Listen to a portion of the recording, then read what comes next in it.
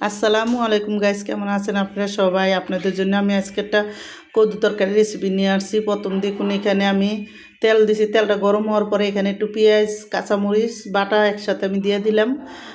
দিয়ে কিন্তু 1 চামচ ধনিয়ার গুঁড়া দিয়ে দিলাম এখানে দেখুন।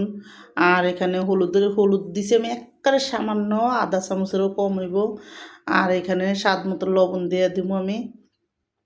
তো দেখুন 1 চামচ লবণ দিয়ে দিছি। এখানে লবণটা দিয়ে এখন আমি এখানে দিব। আমি কিন্তু এখানে কোনো মরিচ টরিচ আর দিব না, লাল মরিচ, সাদা মরিচ, কাঁচা মরিচ দিয়ে আজকে এই তরকারিটা রান্ধুম। তো দেখুন আদার ডিব্বার ভিতরে 1 চামচ আদা ছিল, ওইটা ধোয়া দিয়া পানি দিয়ে দিলাম আমি এখানে। তো পানিটা দিয়ে সুন্দর মতন এই মশলাটা কষাই নিমু। তো আমি আজকে করবো, মশলাটা কষাইয়া তারপরে কিন্তু এখানে আমি মাছের মাথাটা দিয়ে দিব। তো আমি আজকে এখানে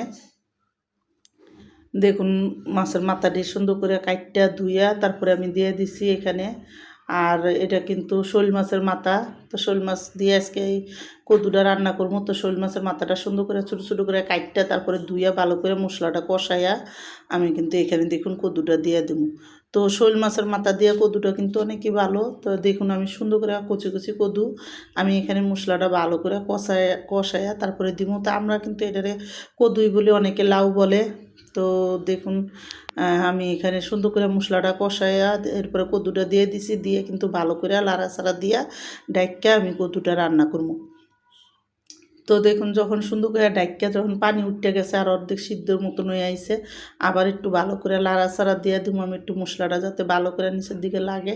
আর কচি কদু বেশি সময় লাগবে না। তা আমি একটু ঝোল রাখুন দেখে এখানে কিন্তু দেখুন লাড়া দিয়া অল্প করে একটু পানিও দিয়ে দিব। তো পানিটা দিয়ে সুন্দর করে মশলাটা লাড়া দিয়া এরপরে কিন্তু আমি আবার ডাইক্কা কদুটা আর একটু রান্না করবো। তো আমার এই কদু দিয়ে শোল মাছ দিয়ে কদু রেসিপিটা যাদের পছন্দ তারা লাইক সাবস্ক্রাইব দিন। প্লিজ আমার ভিডিওটা বেশি বেশি শেয়ার করে দিন আর সাবস্ক্রাইব করে দিন। আর শীতের সিজনে এইভাবে কদু তরকারি শোল মাছের মাথা দিয়ে রান্না করে দেখেন, অনেকই মজা লাগবো। তো দেখুন যখন হয়ে আইছে আমি এখানে কিন্তু ধনিয়া পাতাটা দিয়ে দিলাম। ধনিয়া পাতাটা দিয়ে আমি আরেকটু তরকারিটারে বেশি না, আরেকটু সামান্য আমি ঝোলটা শুকামো। তো দেখুন ধনিয়াটা দিয়ে ভালো করে লাড়াচাড়া দিয়ে এখন কিন্তু আমি ডাইক্কা তারপরে আরেকটু রান্না করবো তরকারিটা। তো দেখুন এদিকে সুন্দর করে কিন্তু আমার লাড়া দেওয়া হয়ে গেছে। তো কদুর ঝোলটা আর একটু শুকান পর্যন্ত আমি রান্না করে নিব। তো এখানে ডেকে দিলাম দিয়ে কিন্তু দেখুন আমার কদুটা কিন্তু সুন্দর মতন রান্নাটা হয়ে গেছে আর সুন্দর গলিয়া গেছে কদুটা। তো এখন কিন্তু আমি এটা নামাই দিব। আমার তরকারিটা রান্না কিন্তু শেষ হয়ে গেল গা। তো দেখুন এখানে নামাইয়া তারপরে কিন্তু আমি সুন্দর করে এক জায়গায় রেখে দেবো। আমার কিন্তু কদু তরকারিটা সুন্দরভাবে রান্নাটা পুরো ক্লিয়ার হয়ে গেছে। আমি রেখে দিলাম ভিডিওটা।